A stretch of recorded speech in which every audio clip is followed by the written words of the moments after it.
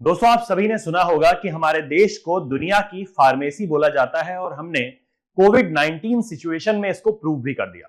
आज हम देश के फार्मास्यूटिकल सेक्टर के बारे में जानेंगे कि किस तरह ये एक सनराइज सेक्टर है और लगातार बड़ा होता जा रहा है और इस सेक्टर में बहुत ज्यादा बड़े अपॉर्चुनिटीज छुपे हुए हैं और हमारे देश की सरकार को उन्होंने क्या इनिशिएटिव्स ऑलरेडी ले लिए हैं और आगे चल करके भी क्या इनिशिएटिव्स लेने चाहिए। जैसे हमारे देश में बायोटेक्नोलॉजी सेक्टर में बहुत ज्यादा रिसर्च एंड डेवलपमेंट हो रहा है। ऑल्दो अगर हम वेस्टर्न कंट्रीज से उसको कंपेयर करें तो वो काफी कम है, बट धीरे धीरे लगातार ये बढ़ रहा है। तो ये पॉजिटिव साइंस है कि कहीं ना कहीं आगे चलकर हमारे देश का फार्मास्यूटिकल सेक्टर और बड़ा होने वाला है। आखिरकार भारत को दुनिया की फार्मेसी क्यों बोला जाता है, ये इन आंकड़ों से क्लियर है। दोस्तों, मेरा नाम है Prakhar Tripathi and welcome to Chahal Academy YouTube channel. अगर हम आंकड़ों पर नजर डालें तो भारत की जो फार्मास्यूटिकल इंडस्ट्री है वो लगभग $50 बिलियन का करंट वैल्यूएशन शो करती है। उसके अलावा यहां पर generic drugs, OTC medicine, over the counter medicine, bulk drugs, vaccine, contract research and manufacturing, biosimilars and biologics का डेवलपमेंट चल रहा है। राइट, जैसा कि मैंने आपको बोला कि बायोटेक्नोलॉजी के फील्ड में, जीन टेक्नोलॉजी के फील्ड में लगातार हमारे यहाँ जो रिसर्च एंड डेवलपमेंट है, रिसर्च पेपर्स हैं वो लगातार आ रहे हैं, उनके साइटेशंस वर्ल्ड वाइड बढ़ते चले जा रहे हैं। आयुष मंत्रालय के बनने के बाद से और भी ज्यादा आयुर्वेद का भी इसमें इंक्लूजन हो गया है। ठीक है, तो ये काफी अच्छे पॉजिटिव साइंस हैं कि कहीं ना कहीं आगे आने वाले समय में हमारी जो फार्मास्यूटिकल इंडस्ट्री है उसका एक्सपेंशन हमें देखने को मिलेगा। ऑलरेडी इंडिया की जो फार्मास्यूटिकल इंडस्ट्री है वो दुनिया की तीसरी लार्जेस्ट इंडस्ट्री है वॉल्यूम के मामले में, और वैल्यू के मामले में 14th लार्जेस्ट इंडस्ट्री दुनिया में मानी जाती है। राइट, फार्मा सेक्टर जो है it is currently contributing around 1.72% to country's GDP. हमारे देश की जीडीपी का 1.72% मतलब लगभग 2% पार्ट फार्मास्यूटिकल इंडस्ट्री से ही आता है। ये थर्ड लार्जेस्ट प्रोड्यूसर है हम एपीआई के, एक्टिव फार्मास्यूटिकल इंग्रेडिएंट, एपीआई जो होता है। Right, and accounting for 8% share in global API industry. Global API industry active pharma ingredients में हम 8% कंट्रीब्यूट करते हैं वर्ल्ड वाइड। आप देखें 2021 में इंडस्ट्री कहां पर थी और लगातार ये बढ़ती चली जा रही है। तीन सालों के गैप में ये काफी ह्यूज ग्रोथ शो कर रही है। इसी को हम बोलते हैं सनराइज सेक्टर। ऐसा सेक्टर जो रिसेंटली ग्रो होना चालू हुआ और बहुत तेज ग्रोथ शो करता है। राइट, अगर हम 2030 के आंकड़े देखें तो लगभग $130 बिलियन की इंडस्ट्री ये बनेगी, हम एक्सपेक्ट कर रहे हैं। राइट, अचीवमेंट्स की अगर हम बात करें तो India accounts for 60% of global vaccine production. दुनिया में वैक्सीन प्रोडक्शन जो होता है उसका 60% भारत करता है। वो भले ही डिप्थीरिया की वैक्सीन हो जो कि 70% भारत में बनती है, टिटनस की वैक्सीन हो, पर्ट्यूसिस की वैक्सीन हो डीपीटी की, या फिर बैसिलस कैलमीग्यूरिन बीसीजी वैक्सीन हो। राइट, ये सारे के सारे टीके जो हैं वो भारत में मेजॉरिटी में बनते हैं। Right, 90% of the WHO demand for the measles vaccine, measles जिनको हमारे यहाँ घरों में छोटी माता बड़ी माता भी बोलते हैं, ठीक है, चेचक, मीजल्स की भी वैक्सीन 90% WHO की डिमांड को फुलफिल करता है Bharat. Right, India supplies over 50% of Africa's requirement for generic medicine. जो अफ्रीका में सप्लाई होती है उसका लगभग 50% भारत सप्लाई करता है। 40% जेनेरिक डिमांड यूएस की भी भारत फुलफिल करता है और साथ ही साथ यूके की 25% ओवरऑल मेडिसिन की डिमांड को भारत फुलफिल करता है। मतलब बड़ी बात नहीं है कि अगर आप यूके में जाएं तो आपको एक ऐसी मेडिसिन खाने को मिले जो कि भारत में बनी थी। राइट, अगर हम इकोनॉमी वाइज बात करें तो एफडीआई का जितना भी फ्लो है हमारे यहाँ, इक्विटी फ्लो जो है उसका उसमें से लगभग $22.52 बिलियन 2000 और 2024 के बीच में हमारे देश ने फार्मास्यूटिकल इंडस्ट्री की वजह से ही रिसीव किया। $22.52 बिलियन एफडीआई इक्विटी इनफ्लो केवल और केवल ड्रग्स और फार्मास्यूटिकल इंडस्ट्री की वजह से पिछले 24 सालों में आया, which is almost 3.4% of the total inflow received across all the sectors. सारे सेक्टर्स का लगभग 3.5 से 4% हमारा केवल और केवल ड्रग्स एंड फार्मास्यूटिकल इंडस्ट्री की वजह से आया। साथ ही साथ the nation is the largest provider of generic medicine globally. दुनिया में जितनी भी जेनेरिक मेडिसिन मिल रही हैं उनकी सप्लाई का majority of the part Bharat से ही जाता है। राइट, तो इसका एक 20% share, India has 20% share in global supply bye volume and is the leading vaccine manufacturer globally. That's why India is known as the pharmacy of the world. ठीक है, तो ये हमारे लिए प्राउड की चीज है, but there are some challenges as well जिनको हम दूर नहीं कर पा रहे हैं, बहुत लंबे समय से ट्राई कर रहे हैं। जैसे कि इंटेलेक्चुअल प्रॉपर्टी प्रोटेक्शन की अगर हम बात करें तो इंडिया में एक सेक्शन 3D है, section 3D of the Indian patent act. ये एवरग्रीनिंग ऑफ पेटेंट को रोकता है।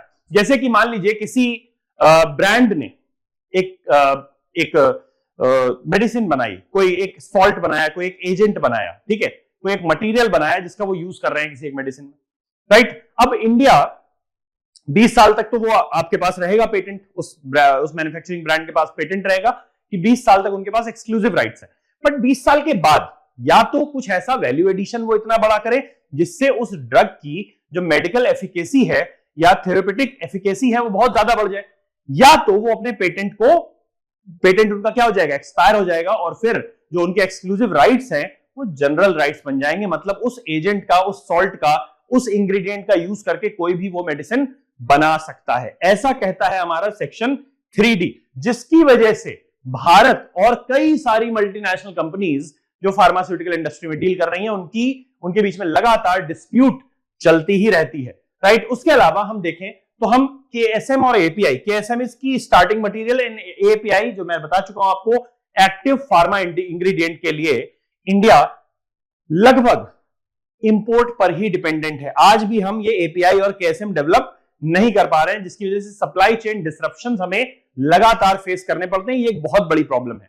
साथ ही साथ ह्यूमन रिसोर्स की हम बात करें अगर, तो भारत में स्किल्ड ह्यूमन रिसोर्स की या हाईली स्किल्ड ह्यूमन रिसोर्स की बहुत ज्यादा जरूरत है और बहुत बड़ी कमी है, क्योंकि हमारे देश में बायोटेक्नोलॉजी एक रिसेंट डेवलपमेंट का फील्ड है, राइट। और बहुत सारे लोग बायोटेक्नोलॉजी की तरफ अभी जाना नहीं चाहते, उसके बारे में जानते तक नहीं है, राइट। जबकि ये बहुत ज्यादा तेजी से इमर्ज होता हुआ फील्ड है, तो ये स्किल्ड ह्यूमन रिसोर्स अब देश में आने लगा है। तो हमें ये देखने को मिलेगा कि आगे चल करके इंडिया कई सारे API या KSM डेवलप करेगा। इंडिया के नाम पर भी, इंडिया की फॉर्म्स के नाम पर, लैब्स के नाम पर भी पेटेंट होंगे और इंडिया और तेजी से फार्मा सेक्टर में आगे बढ़ेगा। फिलहाल ये एक प्रॉब्लम है, failing the quality test. India की जो मेडिसिन है वो world wide quality test fail करती आई हैं।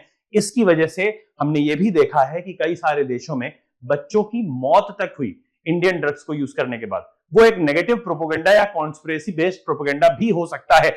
इंडिया की फार्मा इंडस्ट्री जो है, it is largely been in denial over quality related concerns according to CDSCO, Central Drugs Standard Control Organization.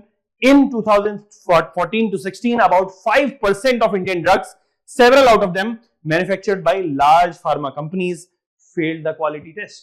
ठीक है, भारत की बहुत बड़ी संख्या में मेडिसिन जो हैं उन्होंने क्वालिटी टेस्ट को फेल किया है, जिसके बारे में मैंने यहाँ पर एक कुछ रिपोर्ट्स भी शो करी है आपको, कि जिससे देखिए गाम्बिया में क्या हुआ कि इंडियन कफ सिरप यूज करने के बाद बच्चों की डेथ हुई, लोगों की डेथ हुई, राइट। उसके अलावा India manufactured syrups for cough found contaminated, CDSCO का, ठीक है।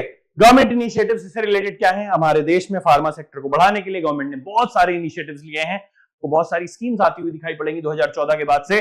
उसमें आयुष्मान योजना भी है, आयुष मंत्रालय बनाना भी है, ये सारी की सारी चीजें जिससे कि हम फार्मा सेक्टर्स को बढ़ा सकते हैं, ओवरऑल हेल्थ केयर सेक्टर को इंप्रूव कर सके। तो PLI, production linked incentive scheme for pharmaceuticals, is being implemented with the total outlay of 15,000 crore, जिसका वैल्यूएशन US डॉलर में अगर हम करें तो $2.04 बिलियन है, स्पैनिंग फ्रॉम 2020, 21 टू 2028, 2029। लगभग 8 साल के टाइम के दौरान भारत सरकार 15,000 करोड़ प्रोडक्शन लिंक्ड इंसेंटिव देना चाहती है to boost India's manufacturing capacity in pharma, elevate investment and diversify product offerings in the sector, right. 15,000 crore का आउटले भारत सरकार ने दिया हुआ है, बजट एलोकेशन किया हुआ है। उसके अलावा स्कीम्स जैसे कि प्रधानमंत्री भारतीय जन औषधि परियोजना, राइट, तो अफोर्डेबल प्राइसेस में जेनेरिक मेडिसिन आपके प्रधानमंत्री भारतीय जन औषधि केंद्रों पर अवेलेबल है, राइट। PMBJK में अवेलेबल है, केंद्र में ये औषधियां अवेलेबल है, राइट। इसके अलावा scheme for promotion of bulk drug parks, ऐसे पार्क्स बनाए जा रहे हैं जहां पर मल्टीपल कंपनीज आकर के ड्रग मैन्युफैक्चरिंग कर सकती हैं। साथ ही साथ 100% डायरेक्ट फॉरेन डायरेक्ट इन्वेस्टमेंट है ग्रीन फील्ड फार्मास्यूटिकल्स पर, जो पहली बार डेवलप की जा रही है। तो उसके लिए आप भारत में आइए, इन्वेस्टमेंट करिए और नई मेडिसिन, नया API, नया KSM डेवलप करिए। ऑटोमेटिक रूप से आपको 100% FDI अलाउंस मिला हुआ है। ब्राउन फील्ड डेवलपमेंट करना है तो उसके लिए ऑटोमेटिक रूट से 74% है, गवर्नमेंट अप्रूवल रूट से आपके पास 100% एफडीआई करने का चांस है, राइट। उसके अलावा अगर हम देखें तो फार्मास्यूटिकल इंडस्ट्री को अगर हमें लगातार बढ़ाना है तो उसके लिए भारत सरकार को बहुत बड़े बड़े फैसले लेने पड़ेंगे। हमारे देश के जो फार्मा किंग्स हैं, बड़े बड़े बिजनेसमैन हैं, उनको भी बढ़ावा देना होगा। साथ ही साथ स्ट्रिंजेंट मेजर्स जो हम लेते हैं वो कम करने पड़ेंगे। अपने लॉ में थोड़े से चेंजेस अगर करने पड़े उनको करना चाहिए, क्योंकि हमारे देश का एक बहुत ही तेजी से उभरता हुआ सेक्टर ये फार्मा सेक्टर बनता चला जा रहा है। It is one of the very important part of geography and economy, ठीक है। आपको ज्योग्राफी में भी इससे रिलेटेड क्वेश्चंस देखने को मिल सकते हैं, क्योंकि ज्योग्राफी में एक पार्ट है इकोनॉमिक ज्योग्राफी, राइट। उसमें कई बार इस तरीके की इंडस्ट्रीज के ऊपर क्वेश्चंस आ जाते हैं कि ये फार्मा इंडस्ट्रीज कहां पर बेस्ड है। तो एक बार आप मैप बेस्ड लोकेशंस भी देख लो कि भाई फार्मा इंडस्ट्रीज मोस्टली कहां पर बेस्ड है, किस टाइप की इंडस्ट्रीज होती हैं। इकोनॉमी में तो इंपॉर्टेंट पार्ट है ही, क्योंकि एक सनराइज सेक्टर है, उभरता हुआ सेक्टर है, लगातार उसका वैल्यूएशन बढ़ता चला जा रहा है, वर्ल्ड में रिकॉग्निशन भी बहुत ज्यादा है, तो इसलिए आपको ये जरूर पता होना चाहिए। So I hope this video was informative. For more such informative videos do subscribe to the channel. Thank you so much.